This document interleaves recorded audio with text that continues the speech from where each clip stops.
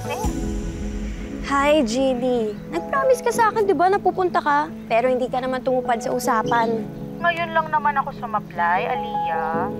Ang sabihin mo, prioritize mo ang boyfriend mo kesa sa best friend mo. Sorry na nga. Alam mo naman, ang tagal ko ng single. Ngayon lang naman ako nagka-boyfriend. Ano pa nga ba? Wala naman ako magagawa eh. Eh kasi naman, Beshi, mag-jowa ka na rin, no? Mag-register ka sa dating app. Marami kang makikilala doon, naghahanap ng girlfriend. Jeannie, nag-promise ako kay Mama kahit nasa London sila, magbe-behave ako dito sa Pilipinas. Tsaka, ayokong mag-boyfriend yung sa dating app na yan. Gusto ko yung classic love story. Yung boy meets girl.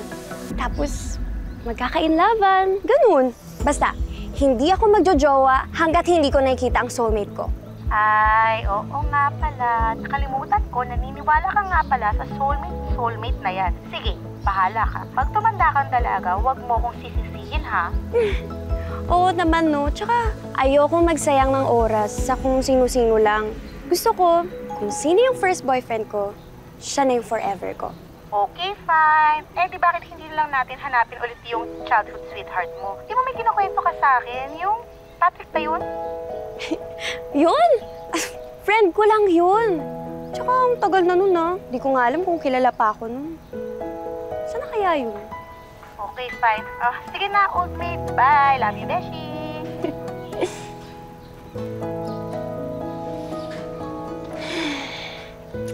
Mabuti na lang, may bago akong best friend. Hi, Bella! Ikaw na bago kong beshi, ha?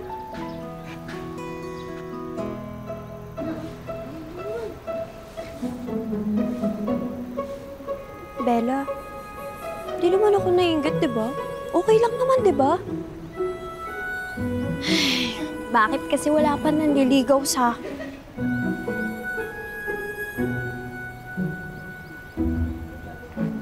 Ganda ng bahay na to.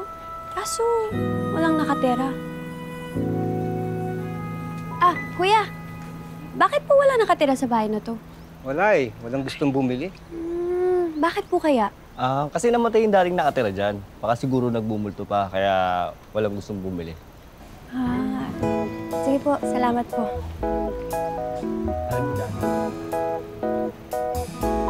Virgo, mahanap mo na rin ang matagal mo nang hinihintay.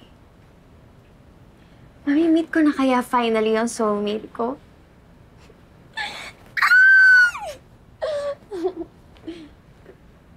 Pero paano mangyayari yun? May wala nga naniligaw sa akin.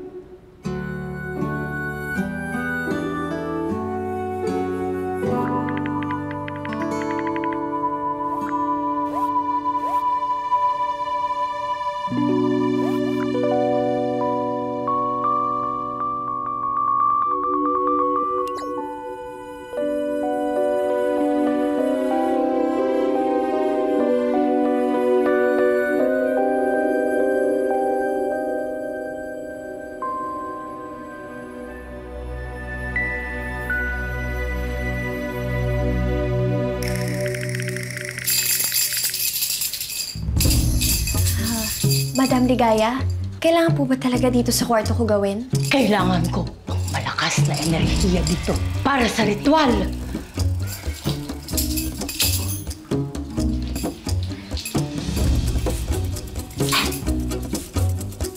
Aliyah, minsan na kayong nag-cruise ng landas ng soulmate mo. Talaga po? Saan? Sino? Tsaka kailan po? Pero hindi na kayo magkikita dahil namatay na siya sa makabilang buhay. Ganun. Ho? Yes. Saan? Sino? Tsaka paano po siya namatay? Eh, kung patay na po siya, forever na po ba? Teka, wait! May pag-asa pa. Pwede mo pa siyang maligtas dahil hindi niya pa oras. Ililigtas ko po? Paano po? Sa pamamagitan ng isang ritual!